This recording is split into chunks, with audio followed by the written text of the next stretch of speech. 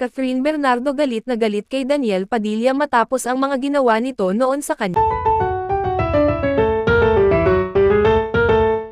Catherine Bernardo at Daniel Padilla, nagkasagutan dahil sa pagtanggi ni Catherine na bumalik sa aktor na si Daniel Padilla.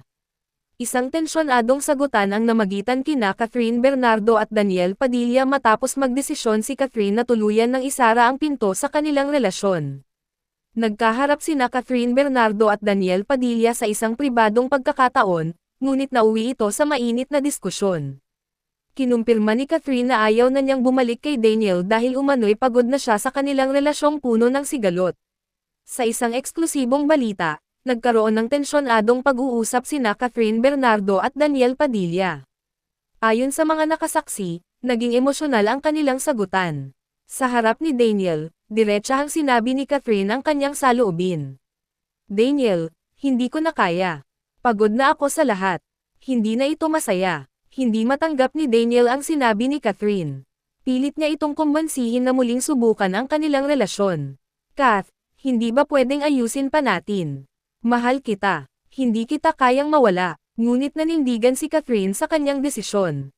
Lahat ng tao may hangganan, Daniel. Napagod na ako sa paulit-ulit na problema. Hindi na ako masaya. Ang usapan ay naging mas mainit pa nang subukan ni Daniel na igiit ang kanyang nararamdaman. Catherine, hindi mo ba nakikita? Lahat ginagawa ko para sa'yo. Bakit parang ang dali mong sumuko? Ngunit si Catherine ay tila matatag sa kanyang desisyon.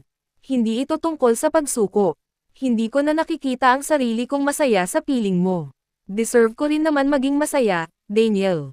Sinubukan pang magpaliwanag ni Daniel, ngunit tila hindi na nagbabago ang isip ni Catherine. Kath, hindi mo ba naiisip ang lahat ng pinagsamahan natin? Sayang naman ang lahat. Ang sagutan ay nauwi sa pag-iyak ni Daniel, habang nanatiling kalmado si Catherine. Hindi mo ako naiintindihan, Daniel. Hindi na ito tungkol sa atin, kundi sa akin. Kailangan ko nang unahin ang sarili ko. Sa kabila ng emosyonal na tagpo, tila hindi pa rin tanggap ni Daniel ang desisyon ni Catherine.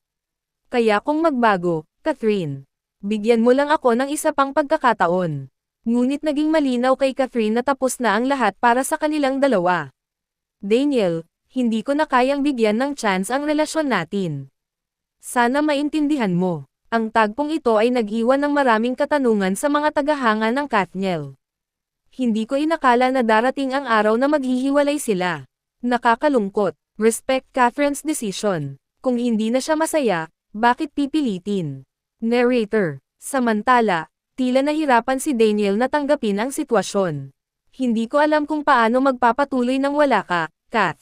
Paano na ako? Ang balitang ito ay nagdulot ng malaking ingay sa social media, kung saan hati ang opinyon ng mga netizens. Daniel, give her space. Kung mahal mo siya, hayaan mo siyang maging masaya. Catherine, salamat sa pagiging matapang. Sana mahanap mo ang tunay na kaligayahan. Sa huli, nanatiling matatag si Catherine sa kanyang desisyon, kahit pa mahirap ito para sa kanya. Daniel, mahal kita bilang kaibigan, pero hindi ko na kayang bumalik sa dati. Sana maintindihan mo. Ang sagutang ito ay nag-iwan ng maraming tanong tungkol sa hinaharap ng dalawa. Ngunit malinaw na parehong nasasaktan ang magkabilang panig. Ang tanong ng lahat ngayon, may pag-asa pa kayang magkaayos ang dalawa, o ito na ba ang huling kabanata ng Kathniel? Abangan natin ang susunod na mangyayari sa kwento ng kanilang buhay. Ngunit sa ngayon, mukhang kailangan nilang harapin ang kanilang mga emosyon ng hiwalay. Sa kabila ng lahat, naging malinaw ang isang bagay, ang desisyon ni Catherine na unahin ang kanyang kaligayahan ay isang hakbang patungo sa bagong simula. Ngunit para kay Daniel, ang paglimot ay tila isang mahirap na hamon.